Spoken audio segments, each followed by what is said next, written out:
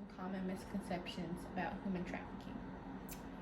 Common misconceptions, the biggest one are the Facebook and social media posts that come across saying, hey, if you have a rose on your car, it means that somebody's trying to human traffic you. Or if you see a white van and a guy standing next to the van and he looks at you, he's going to shove you in the van and he's going to prostitute you, he's going to human traffic you. Those are all from the statistics and from the tips and everything that we receive from our other agencies like the FBI. They're all hoaxes, an attempt at fear. There's no substance to them. That's the biggest misconception. There's also misconceptions that at any given time, any female is going to be snatched off the street and forced into this horrible world of forced prostitution, forced labor, and human trafficking. That's grossly false. There's also some weird thought process that men, boys, specifically when I say boys, I'm referring to underage people, 12, 13, 14, 15, 16, 17, 18, are not involved in human trafficking as far as victims. There's also a very big misconception in some of our politics and some of our local people that women cannot be pimps or madams. And that is not what we are finding to be true and accurate. My next question is, in our county, where do you experience the most trafficking and why? Well, we only work primarily in Dayton. We do have some cases that take us outside of Dayton along the townships, Butler Township, Miller Lane, over by the mall, the hotels over there, the low-end hotels a lot of times.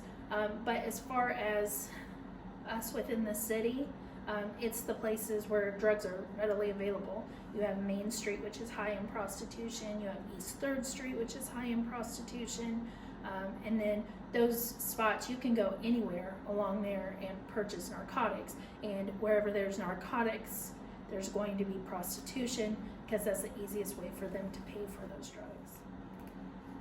What are some key warning signs of human trafficking to look for, especially in such a high trafficking area such as Dayton?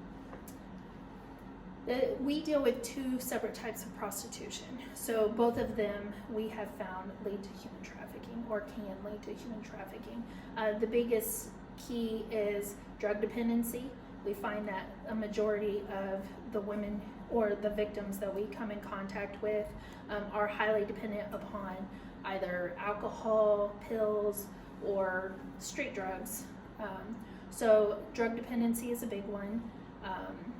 There's things, if you're working the street and you have, a lot of times you think you'll have a pimp standing right next to you, but that's not necessarily the case. He could be working from the house, and when she does her, when she's working as a prostitute, she brings that money back and she's purchasing drugs, and it could be something like, you have to work off this debt. And we find that a lot.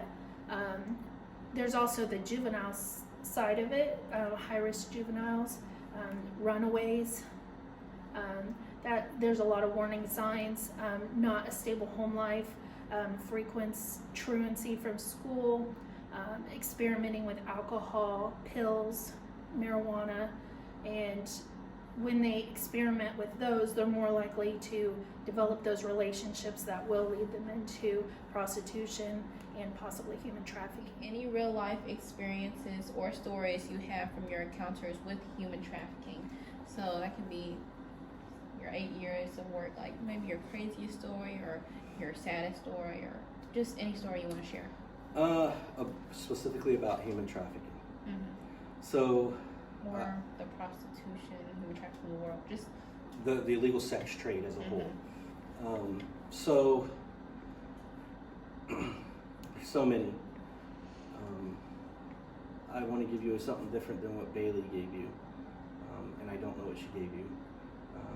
I'm going to assume that Bailey has told you that we have the first conviction, me and Bailey has the first conviction for human trafficking in Montgomery County. And I'm going to assume she told you that story.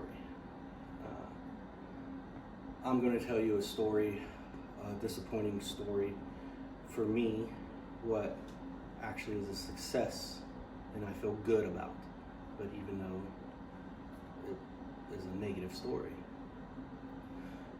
One of the first cases me and Bailey worked together had to do with a young lady. This information was forwarded to us by Child Protective Services. We met with the case agent who provided us with some information, and this juvenile was removed from her home. We met with this juvenile, talked with this juvenile, and how I explained earlier, this juvenile was, she was 15 when we started talking with her, and she was very sexually oriented while she talked. Faced me, looked at me, gave me the gooey eye, smiled, like gave Bailey the stink face. She hated Bailey. Would sit, and when she would sit, she would face me, even if, like, no matter how we're sitting, she would find a way to face me. And we did several interviews with her. We did interviews with about different subjects because her story was so vast. Her story started off, her mom was chemically dependent on heroin when she was about 10 years old. Her mom traded her to her drug dealer for several caps of heroin. Do you know what a cap of heroin is? I'll show you in a bit. Okay. Traded her for several caps of heroin in a house here in the city of Dayton for about 10 to 12 caps of heroin. The drug dealer sexually assaulted the juvenile in exchange for these drugs. Mom and this drug dealer got the juvenile to smoke methamphetamines. She became chemically dependent on methamphetamines. There's some iffiness about it. We couldn't prove a lot of this, but she was chemically dependent on meth. She started hanging out with drug dealers and was traded to different drug dealers for methamphetamine. So she was trafficked. She is a trafficked person.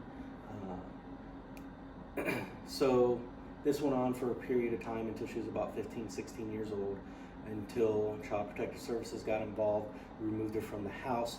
We got involved. It's like almost like a grandpa figure to her. She was living with him while this was occurring. Excuse me. He knew about this occurring. He was supposedly making meth in the house. He was also distributing meth, we do know. He was giving her meth. So we have her out of this environment. In all human trafficking investigations, the most important thing, the very most important thing, and the single-handedly most important thing, is the safe recovery of the victim of human trafficking, with prosecution being a second. So we safely recovered this young lady. We have her. She's safe. Me and Bailey initiated a dope investigation on Grandpa. So we did a dope investigation on Grandpa. We ended up serving drug search warrants on the house. We got dope, we got meth, we got a couple guns. We validated some parts of her story about how she said the house was set up, about where things was in the house. By her story, we chased down some other drug dealers. We got her over here in this interview room. We talked to a guy who admitted to being with her, didn't admit to giving her meth, didn't admit to having sex with her, but admitted that he found her attractive, that he found her sexually attractive. And this girl is 14, 15 years old, and this dude is 26, 27 years old, and he's talking about how he wants to have sex with her. And so we validated her story. And her story is true, and there's truth to her story. Even in the crap we couldn't prove what was right or accurate, there's still portions of her story what is true. So she's a victim.